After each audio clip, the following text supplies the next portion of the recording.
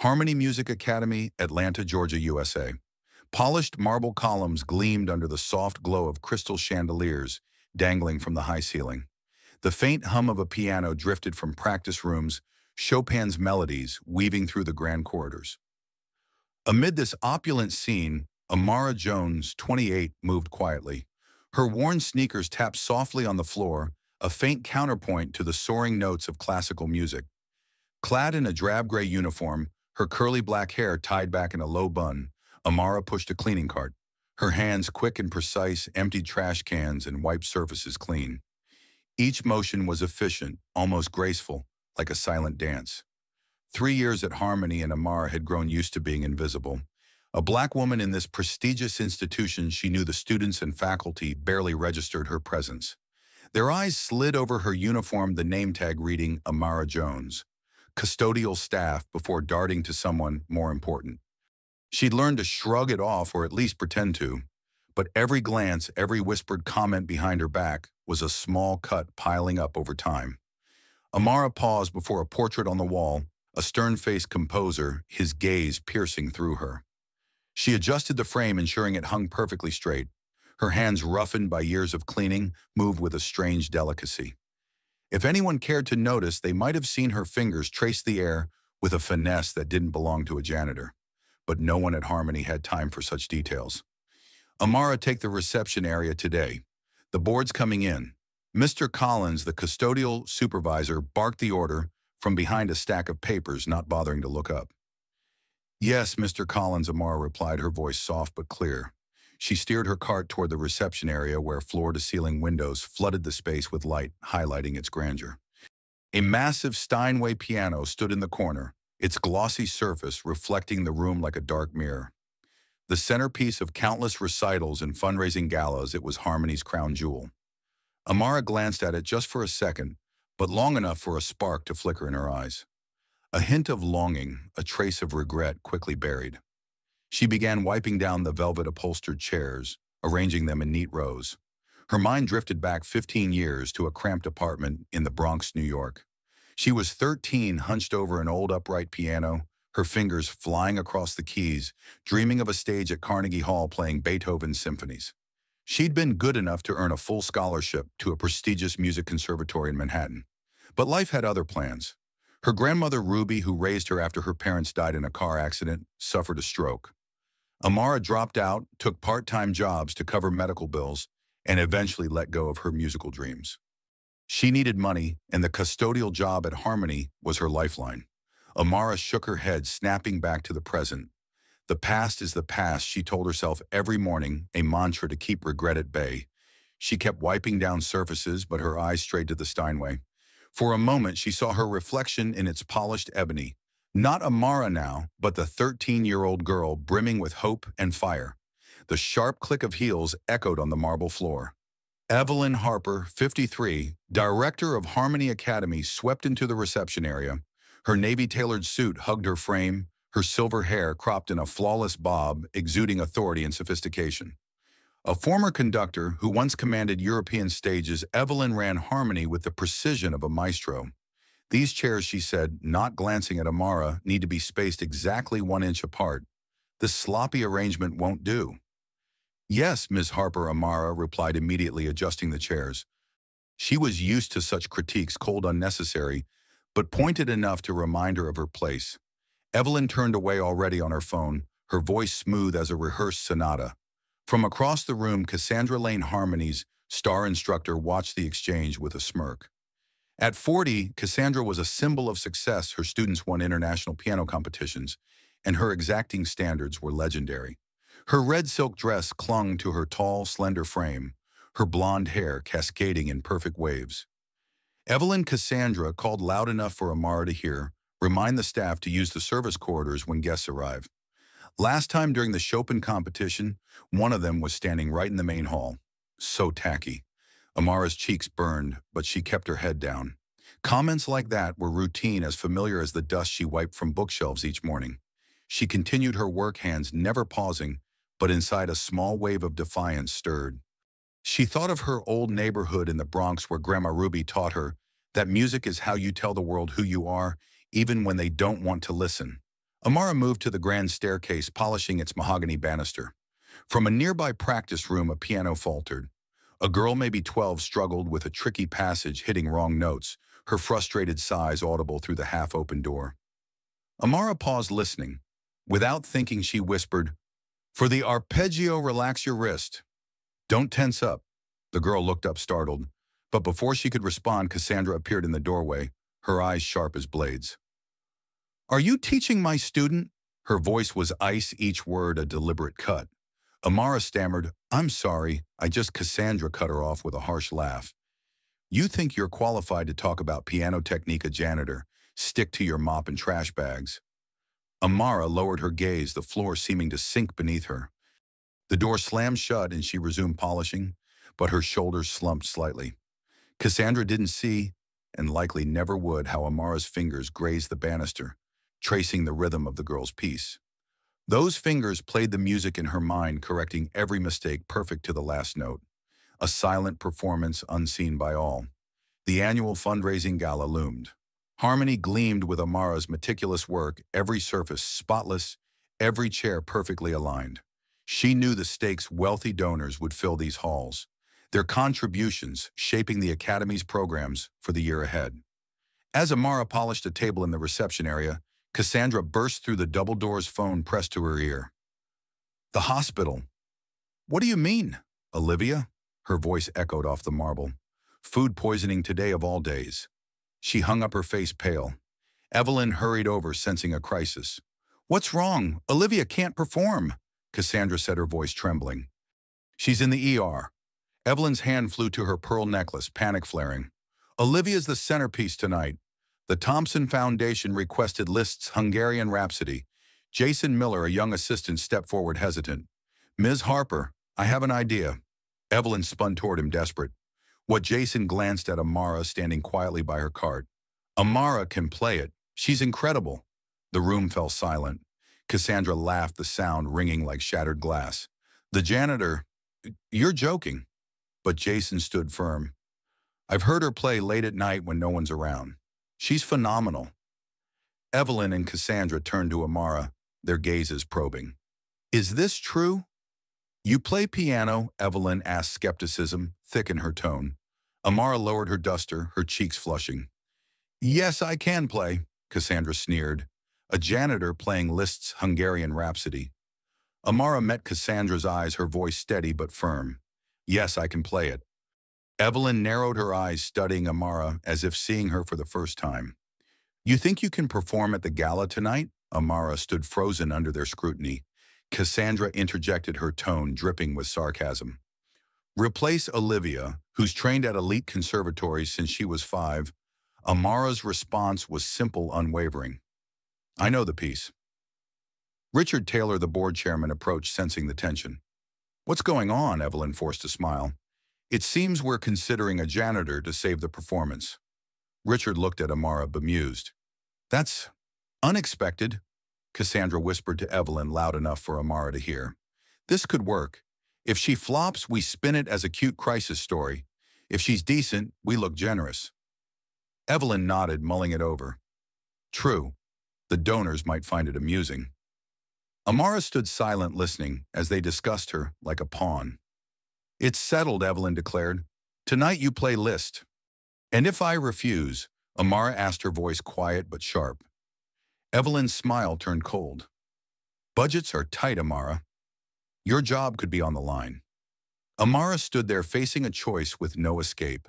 She thought of Grandma Ruby, the long nights at that old piano, the dreams buried under years of hardship. And she thought of Cassandra's smirks, Evelyn's dismissals, all the people who'd looked down on her.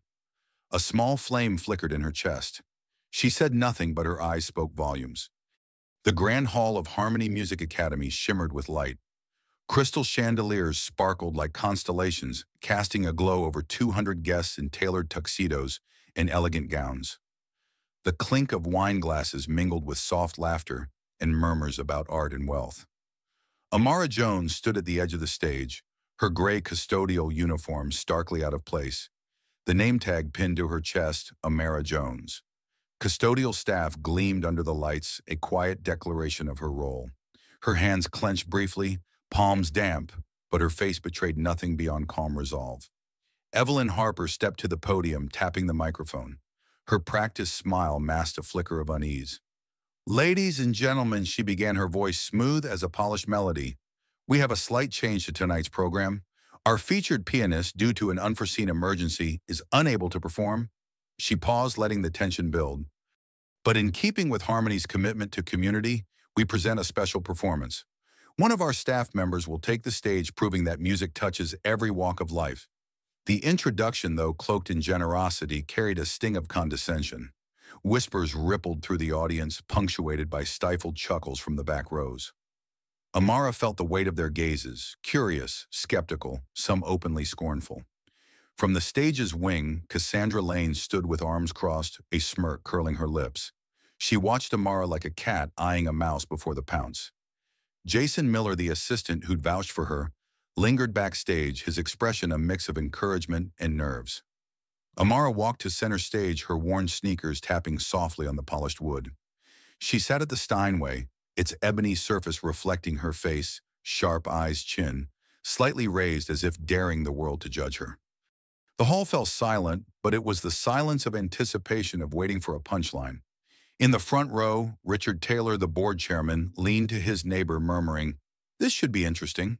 A silver-haired donor in the third row raised an eyebrow, her wine glass frozen midair. Amara rested her hands on the keys. Her fingers, calloused from years of scrubbing floors, trembled faintly. It had been 15 years since she'd played for an audience. Her performances had been confined to Shadow's empty rooms at Harmony after hours, or the creaky upright piano in Grandma Ruby's Bronx apartment. Now the stage lights bore down, exposing every vulnerability. She closed her eyes, drawing a deep breath. In the darkness behind her lids, she saw Ruby, her arthritic hands still dancing across keys, teaching her note by note. "Music ain't who the world sees," Ruby had said. "It's who you are when the world's gone." Her fingers touched the keys. The first note of Liszt's Hungarian Rhapsody No. 2 rang out crisp and bold, slicing through the air like a blade. The audience, braced for an amateur stumble, froze. This was no novice's attempt, but the work of a seasoned artist. Amara's hands moved with precision and fire, weaving a story she'd held silent too long. Playful melodies danced thunderous crescendos, roared, shaking the hall's very foundation. Whispers died. Smirks vanished. 200 souls, donors, faculty, critics were pulled into the music's grip. In the third row, an elderly woman dabbed at her eyes, unsure if it was awe or shock. A renowned music critic invited to the gala leaned forward, his face alight with astonishment. Evelyn Harper in the wings felt the color drain from her cheeks. Cassandra clutched the curtain, her knuckles whitening her smirk, now a twisted grimace. Jason Miller backstage gave a quiet smile, as if he'd known this was coming. Amara played on flawless. The piece's technical demands, passages that tripped even seasoned pianists, flowed effortlessly under her hands. Whimsical sections sparkled with grace. Stormy climaxes shook the room. She wasn't just playing, she was alive in the music, each note a fragment of her soul. As the final chord thundered resonant as a storm's end, the hall fell silent. 3 heartbeats. Then applause erupted. It started as scattered claps, as if the audience couldn't believe what they'd heard. Then it swelled, a tidal wave of applause, punctuated by shouts of bravo, echoing off marble columns and chandeliers. Guests rose one by one until the entire room stood a sea of ovation. Amara sat still at the piano, her breath uneven, overwhelmed by the response. She stood offering a small, humble bow, and the applause surged louder, a roar of recognition. David Thompson, a celebrated conductor, strode onto the stage, his eyes blazing with admiration. As Amara moved to exit, he called out, "Wait!"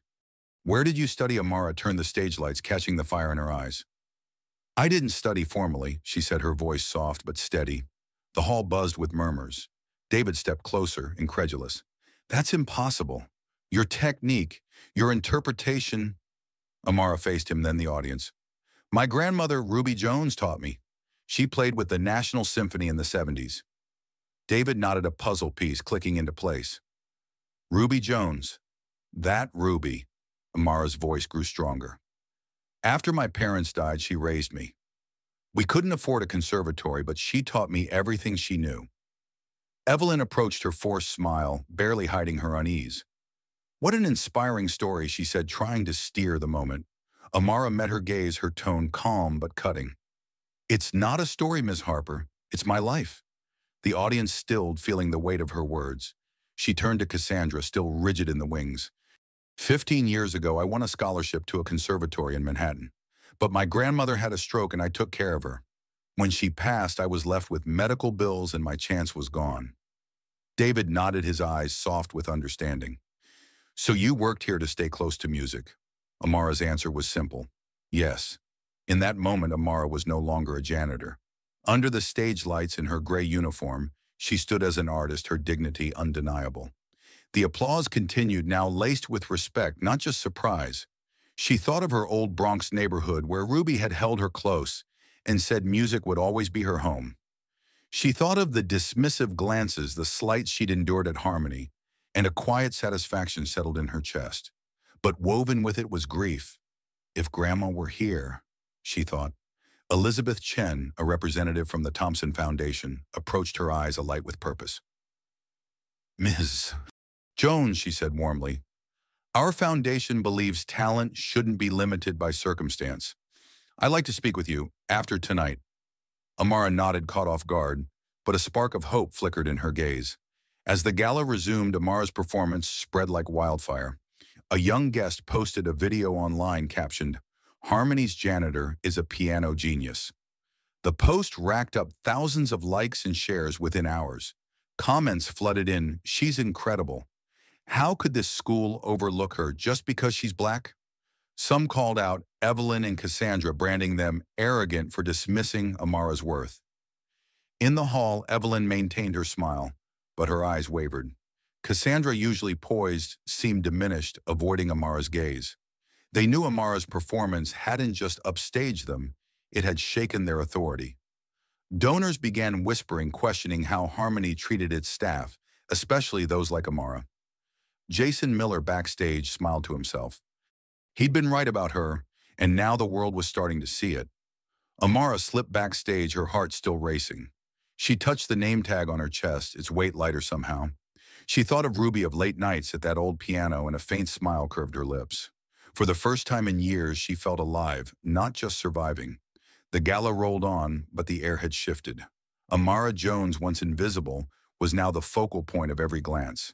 And somewhere online, her story was spreading, poised to shake Harmony Music Academy to its core.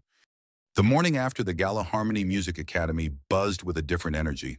The marble halls, usually serene, hummed with whispers and hurried footsteps. Amara Jones's performance had ignited a fire, its flames spreading beyond the grand auditorium. Her rendition of Liszt's Hungarian Rhapsody No. 2 was no longer just a moment, it was a movement. Online, the video of her playing, captioned "Harmony's janitor turned piano prodigy," had exploded, amassing tens of thousands of views overnight. Comments poured in, praising her talent and condemning the Academy's oversight. "How do you let someone like this mop floors?" one user wrote. "Shame on Harmony for ignoring her, because she's black," said another. Amara stood in the custodial break room, her gray uniform still on, though the name tag felt oddly foreign now. She sipped lukewarm coffee from a chipped mug, scrolling through her phone. The notifications overwhelmed her: messages from strangers, shares of the video, even a few interview requests from local news outlets. She hadn't slept much, her mind replaying the applause, the weight of Elizabeth Chen's words, and the memory of Grandma Ruby's voice. Yet as she stood in the familiar dimness of the break room, the reality of her life as a janitor pressed in. The gala had changed everything and nothing. Evelyn Harper's office was a flurry of activity. She sat behind her mahogany desk, her silver bob immaculate, but her expression strained. The board had called an emergency meeting prompted by the social media storm. Donors were asking pointed questions about Harmony's treatment of staff, and the Thompson Foundation had hinted at redirecting funds unless changes were made. Evelyn's assistant handed her a tablet displaying the latest posts, each one a jab at her leadership. "We need to control this narrative," she muttered, her voice tight. "This could ruin us."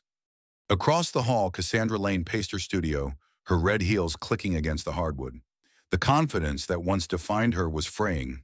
Students had overheard her dismissive remarks about Amara, and whispers of her arrogance were spreading. A few of her top pupils had even asked about studying with the janitor who played Liszt. Cassandra's jaw tightened at the thought. She'd built her reputation on perfection, but Amara's performance had exposed a crack in her armor. She sank into a chair staring at the piano, its keys a silent rebuke. Amara, unaware of the chaos unfolding upstairs, was called to Evelyn's office. She walked through the familiar corridors, her cleaning cart left behind, feeling the weight of every glance from passing students. Some nodded, others stared, a few whispered her name.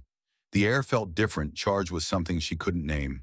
When she entered Evelyn's office, she found not just Evelyn but Richard Taylor and Elizabeth Chen waiting. The room was heavy with expectation. Ms. Jones Evelyn began, her smile thin.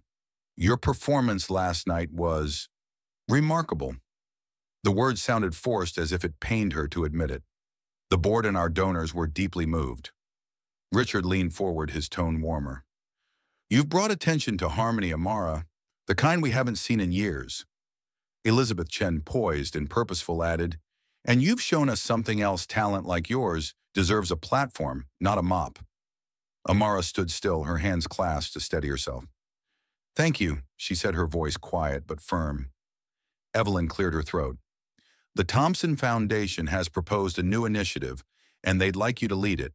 A music program for underserved youth kids who, like you, might not have access to training." Elizabeth nodded. "We envision you teaching mentoring, giving them what your grandmother gave you. Will you consider it?" The offer hung in the air. Amara's mind raced. Teaching. She hadn't played for an audience in 15 years until last night, let alone taught. Yet the idea stirred something deep, a spark she thought had died with Ruby. She saw flashes of her younger self practicing in that cramped Bronx apartment, dreaming of a future she could now offer others. "I'd like to," she said finally, her voice steady. "But I need to know this isn't just a publicity stunt." Richard raised an eyebrow, impressed by her candor. Elizabeth smiled. "It's not. We're committing funds, resources, and a teaching position for you. You'll step away from custodial work." Evelyn's smile faltered at that, but she nodded. "We'll make the transition smooth," she said, though her tone hinted at reluctance. By noon, the decision was official. Amara Jones, custodial worker, was now Amara Jones, instructor.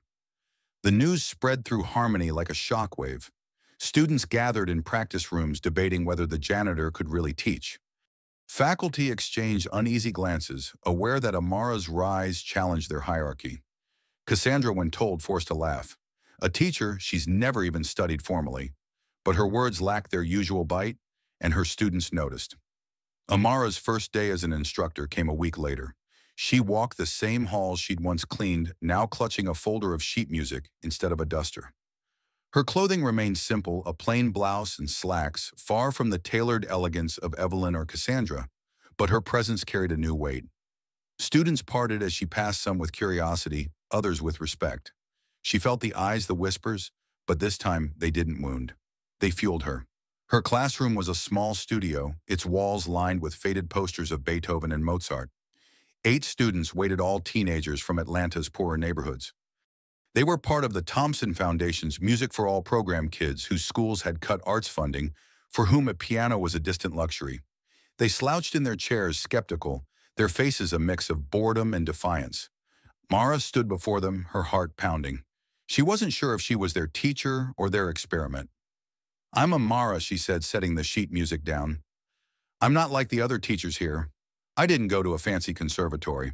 But I know music, and I know what it's like to feel like it's out of reach."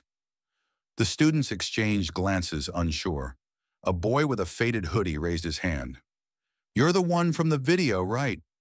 "The janitor who played that crazy song." Amara nodded, a small smile breaking through. "Yeah, that was me." She sat at the piano, an old upright that creaked under her touch.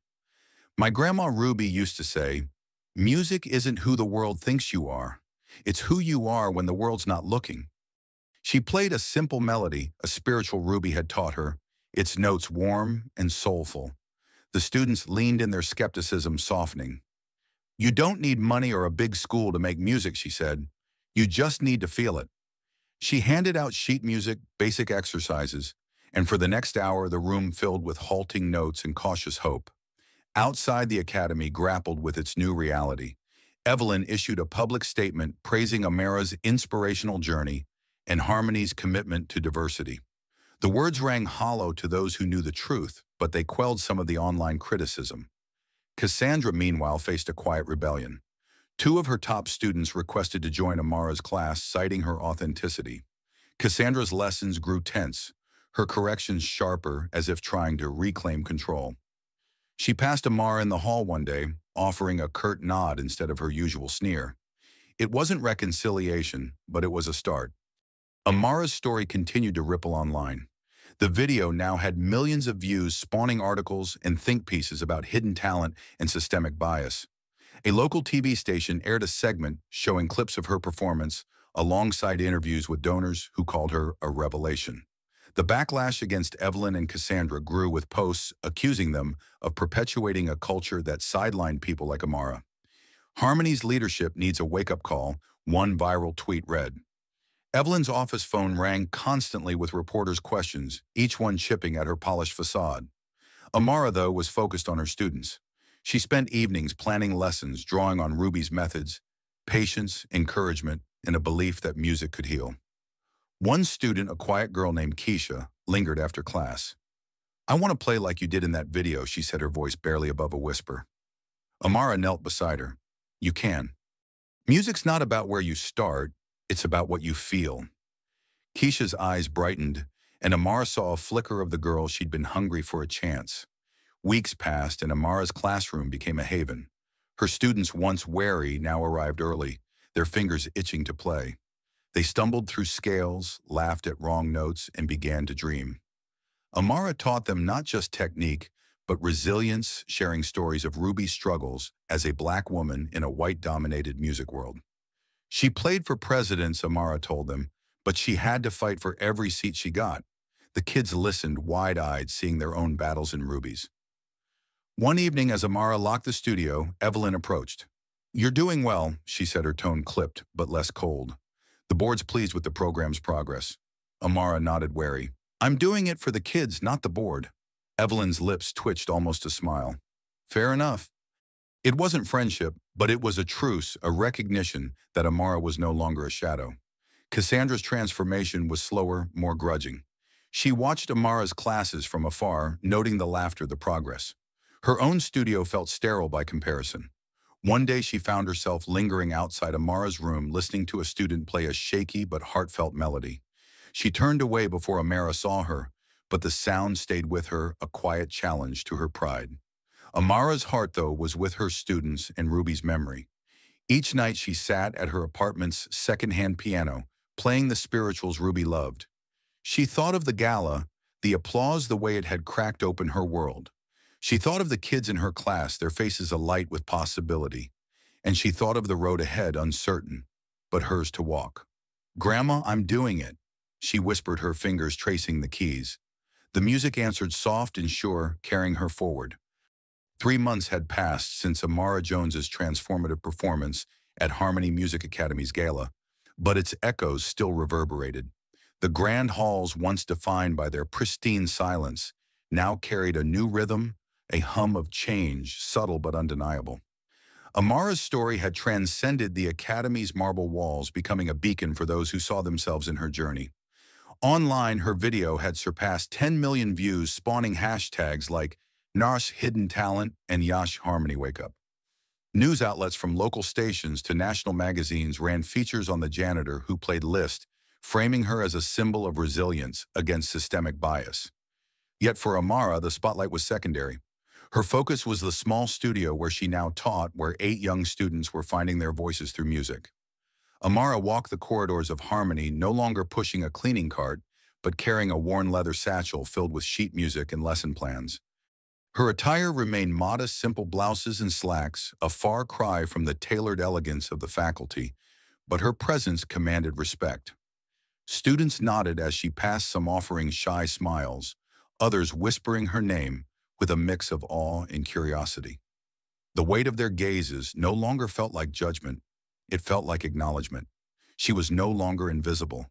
The Thompson Foundation's Music for All program, under Amara's leadership, was thriving. The initial group of 8 students had grown to 12 with a waiting list forming as word spread through Atlanta's underserved communities. These were kids from neighborhoods where music lessons were a luxury, where pianos existed only in dreams. Amara's studio, with its creaky upright piano and faded composer posters, had become a sanctuary. Her students arrived with chipped backpacks and guarded expressions, but they left with melodies in their fingers and hope in their eyes. Each morning, Amara began class with a ritual. She'd sit at the piano and play a piece from her grandmother Ruby's repertoire, a spiritual, a jazz riff, or a classical etude. "This is where music starts," she'd say, her voice steady. Not with perfection, but with feeling. Her students, ranging from 12 to 16, would gather around their skepticism, melting as the notes filled the room. She taught them scales, chords, and simple pieces, but more than that, she taught them to believe in themselves. "You don't need a fancy school to be great," she'd tell them. "You just need to show up and try." One student, Keisha, a 14-year-old with a quiet intensity, had become Amara's shadow. She stayed late after class practicing until her fingers ached. "I want to play at Carnegie Hall someday," she confided one afternoon, her voice barely above a whisper. Amara smiled, kneeling to meet her gaze. "You will, but it's not about the stage. It's about what you say with the music." Keisha nodded, her eyes bright with determination, and Amara saw a reflection of her younger self, hungry for a chance to shine. Harmony itself was changing, though not without resistance. Evelyn Harper, still the Academy's director, navigated a delicate balance. The board had praised her for embracing Amara's program, but the social media storm had left scars. Donors demanded greater transparency, and a few threatened to pull funding unless Harmony addressed its culture of elitism. Evelyn responded with carefully crafted initiatives, diversity workshops, public statements, and a scholarship fund named after Amara, though she hadn't asked for it. Privately, Evelyn resented the scrutiny, but she knew Amara's success was now tied to Harmony's image. She met Amara weekly, offering clipped compliments and updates on the program's budget. "You're doing fine work," she'd say, her smile tight. Amara would nod, replying, "It's for the kids." The tension between them lingered, but it was softening, edged with a grudging respect. Cassandra Lane's journey was more turbulent. Her studio, once the heart of Harmony's prestige, had lost its luster. Students continued to defect to Amara's classes, drawn by her warmth and authenticity. Cassandra's lessons grew strained, her critiques harsher, as if she could reclaim her authority through severity. Yet late one evening, she found herself outside Amara's studio, drawn by the sound of laughter in a halting rendition of a Bach prelude. She lingered unseen, watching Keisha beam as Amara adjusted her hand position. The scene stirred something in Cassandra, a memory of her own early days when teaching was about joy, not competition. She slipped away before Amara noticed, but the moment lingered, a crack in her polished armor. The broader world took notice of Amara's work. The Thompson Foundation increased its funding, allowing her to hire an assistant and purchase new sheet music. A national music education conference invited her to speak, a prospect that both thrilled and terrified her. "I'm no public speaker," she told Jason Miller, who'd become a friend and ally. He grinned, leaning against her studio door. "You don't need to be.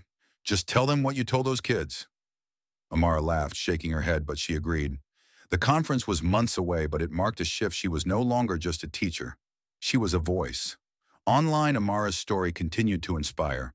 A viral thread on social media compiled stories of other hidden talents: a bus driver who painted murals, a factory worker who composed symphonies. Amara read them late at night, her heart swelling.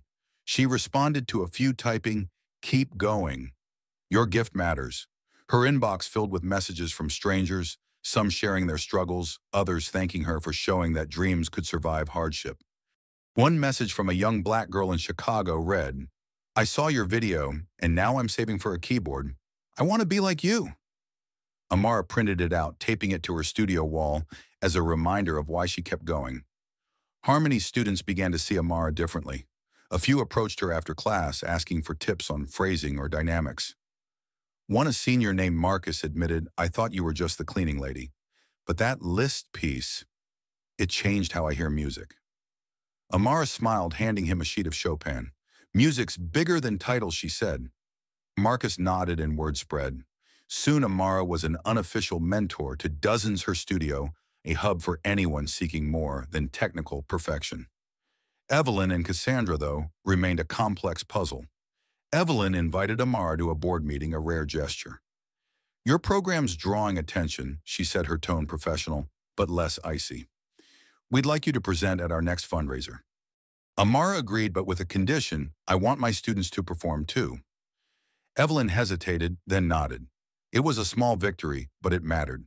Cassandra, meanwhile, began softening in subtle ways. She stopped avoiding Amara in the halls, and once when Keisha played a piece in a school recital, Cassandra offered a quiet, "Well done." Amara caught her eye, nodding in return. It wasn't friendship, but it was progress. Amara's personal life shifted too. She moved to a slightly larger apartment, still modest but with space for a secondhand piano. She played every night Ruby's spirituals, blending with new compositions she was beginning to write. The music felt like a bridge between her past and present, between the pain of being overlooked and the joy of being seen. She visited Ruby's grave one weekend, laying a single daisy on the stone. "I'm teaching Grandma," she whispered, "just like you wanted." The wind answered, soft and warm, carrying her words away. The program's first public recital loomed a milestone for Amara and her students. They'd been practicing for weeks, preparing a mix of classical pieces and spirituals. Keisha, now a standout, would play a simplified Mozart sonata, her fingers steadier with each rehearsal. The event was small, held in Harmony's secondary auditorium, but it drew a crowd: parents, donors, and a few curious faculty. Amara stood backstage, adjusting Keisha's collar. "You've got this," she said. Keisha grinned, nervous but ready. As the students took the stage, their music filled the room, imperfect but alive. The audience applauded not out of pity, but genuine warmth. Evelyn attended, sitting in the back, her expression unreadable. Afterwards, she approached Amara. "Your students did well," she said, her voice softer than usual. "You're building something real here." Amara met her gaze. "I'm just giving them what I got from my grandma." Evelyn nodded, and for the first time, her smile felt almost genuine. Cassandra, too, was there, lingering at the edges. She didn't speak, but her presence was enough a silent admission that Amara's work mattered. The recital marked a turning point. The Thompson Foundation proposed expanding the program to other cities with Amara as its ambassador. She hesitated, unsure if she was ready for such a leap. But Jason, ever the optimist, pushed her. "You're not just teaching kids," he said. "You're showing the world what's possible." Amara thought of Ruby, of Keisha, of the girl in Chicago saving for a keyboard. She signed the agreement, her hands steady. As winter settled over Atlanta, Amara stood in her studio, watching snow dust the windows. Her students were on break, but she stayed late, playing a new piece. She'd written a blend of Ruby's spirituals and Liszt's fire. The notes felt like a promise, a vow to keep going. She thought of the gala, the years of being unseen, the kids now finding their light. "Grandma, we're doing it," she murmured, her fingers dancing across the keys. The music swelled, carrying her past her pain and her triumphs into a future she was only beginning to imagine. A year had passed since Amara Jones's life-altering performance at Harmony Music Academy's gala, and the institution was no longer the same. The marble corridors, once cold and exclusive, now pulsed with a warmer energy. Amara's Music for All program, backed by the Thompson Foundation, had grown into a cornerstone of the academy, its reach extending far beyond Atlanta. Her story, once a viral sensation, had settled into something deeper, a quiet revolution that reshaped Harmony and inspired countless others.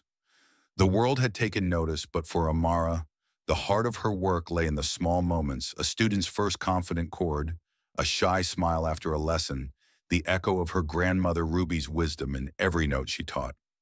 Amara stood in her studio now, a larger space with 2 pianos and walls adorned with student artwork. The faded Beethoven posters had been joined by colorful drawings and handwritten notes, including the letter from the Chicago girl who'd saved enough for her keyboard. Amara's attire remained simple, a navy sweater and jeans, but her presence carried an effortless authority. She was no longer just a teacher, she was a mentor, a symbol, a bridge between dreams and reality. Her classes had expanded to 20 students, a diverse group of teens from Atlanta's poorest neighborhoods, each handpicked for their passion, not their privilege. The program's success had drawn national attention. The Thompson Foundation had launched sister initiatives in Chicago, Detroit, and New Orleans, with Amara as the guiding force. She traveled monthly training new teachers and meeting students, sharing the methods Ruby had instilled in her patient's heart and a belief that music could transcend circumstance. At a conference in New York, she'd spoken to a packed auditorium, her voice steady as she told her story. Not as a fairy tale, but as a testament to resilience. I was invisible once, she'd said, but music gave me a voice. It can do the same for anyone.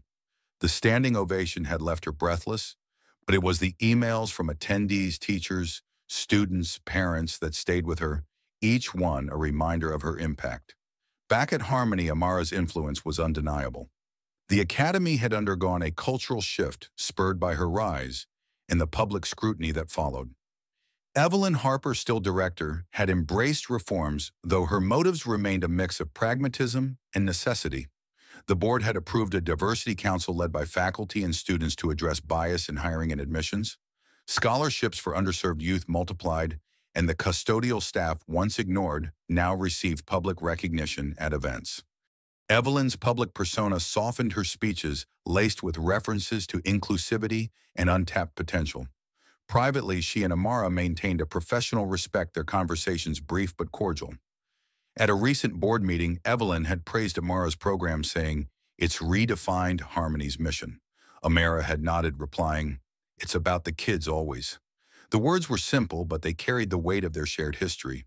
Cassandra Lane's transformation was more profound, though hard-won. Her studio, once a shrine to perfection, had grown quieter as students gravitated toward Amara's warmth. The defections had forced Cassandra to confront her own rigidity. She began attending Amara's recitals, sitting in the back, listening to the raw, heartfelt performances of her students. One evening, after Keisha played a stirring rendition of a gospel-inspired piece, Cassandra approached her. "You've got something special," she said, her voice low but sincere. Keisha beamed, and Amara nearby offered a nod. Later, Cassandra sought Amara out. "I was wrong about you," she admitted, her eyes avoiding Amara's. "I didn't see what you were."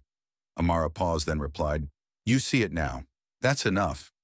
It wasn't forgiveness, but it was a step toward understanding a crack in the wall that had once divided them.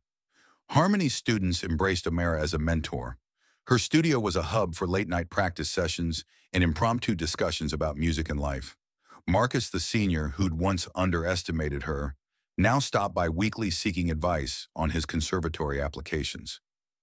"You made me realize music's about soul, not just skill," he told her. Amara smiled, handing him a new piece. "Soul's what carries you," she said. Her influence rippled through the academy, inspiring students to question elitism and embrace authenticity. The broader impact of Amara's work was staggering.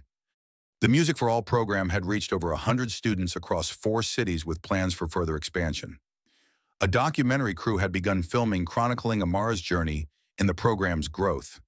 Social media continued to amplify her story, with Thunderbridge Shusher hidden talent evolving into a movement for recognizing overlooked voices. Amara received letters daily, some from kids, others from adults who'd rediscovered their own passions.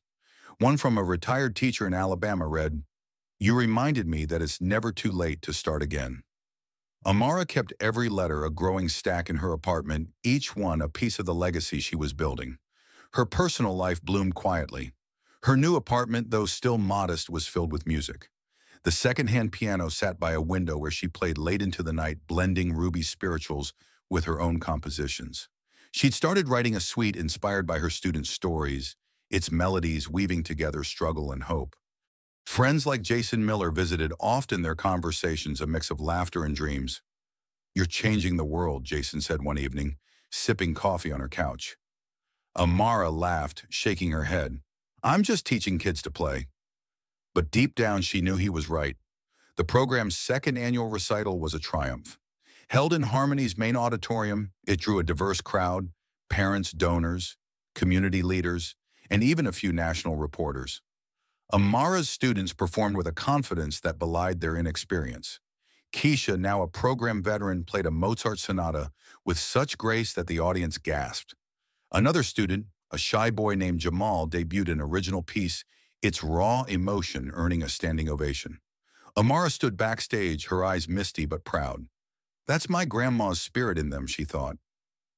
Evelyn and Cassandra attended their presence, a quiet acknowledgement of Amara's impact. Evelyn clapped politely, her smile genuine for once. Cassandra, seated nearby, leaned toward a colleague, whispering, "She's built something we never could." After the recital, she approached Amara, offering a rare compliment. "Your students, they play with heart." Amara nodded, her voice soft. "That's what music's for." The exchange was brief, but it marked a shift, a recognition that Amara's way, rooted in love and equity, had surpassed their old hierarchies. The documentary premiered months later, airing on a national streaming platform. Titled Unseen Keys, it traced Amara's journey from janitor to teacher, interweaving her students' stories. Viewers wept at scenes of Keisha practicing late, cheered at footage of the gala, and nodded at Amara's reflections on race and opportunity. "I was told I didn't belong," she said in the film, "but music doesn't care about your skin or your job. It cares about your truth." The documentary won awards, but for Amara, its true success was the flood of donations to the program, ensuring its future. Amara's life settled into a rhythm of teaching, traveling, and composing. She spoke at schools and community centers, sharing Ruby's mantra, "Music is who you are when the world's not looking." Her Sweet Voices Unheard debuted at a Thompson Foundation gala, performed by her students across 4 cities via livestream. The piece, a tapestry of spirituals, classical motifs, and modern rhythms, left audiences speechless. Critics called it a love letter to the overlooked, and Amara dedicated it to Ruby. One spring evening, Amara sat in her studio, her students gathered around. They'd just finished a lesson, but no one wanted to leave. Keisha played a new piece, her fingers bold and sure. Jamal improvised a melody, the others clapping along. Amara watched, her heart full. She thought of the Bronx, where Ruby had taught her to play through pain. She thought of the years at Harmony, the slights she'd endured the night she'd reclaimed her voice. And she thought of these kids, their futures unwritten but bright. "Miss Amara," Keisha said, breaking her reverie, "you think I'll ever play in a big hall like you did?" Amara smiled, resting a hand on her shoulder. "You'll do more than that. You'll tell the world who you are." Keisha grinned, and the room filled with laughter, music, and possibility. As the students left, Amara stayed behind, playing a soft spiritual on the piano. The notes rose, carrying memories of Ruby the Gala, the kids who'd become her family. She thought of the slurs, the dismissals, the years of being unseen, and how they'd forged her into someone stronger. "Grandma, we did it," she whispered, her fingers tracing the keys. The music swelled, a symphony of hope, weaving her past into a future where no talent would be hidden again. Amara Jones, once a janitor, now a teacher-composer in Beacon, had turned her pain into purpose. Harmony Music Academy, once a monument to elitism, was now a place where every voice could sing. And somewhere in the notes that lingered, Ruby's spirit smiled, her legacy alive in every chord.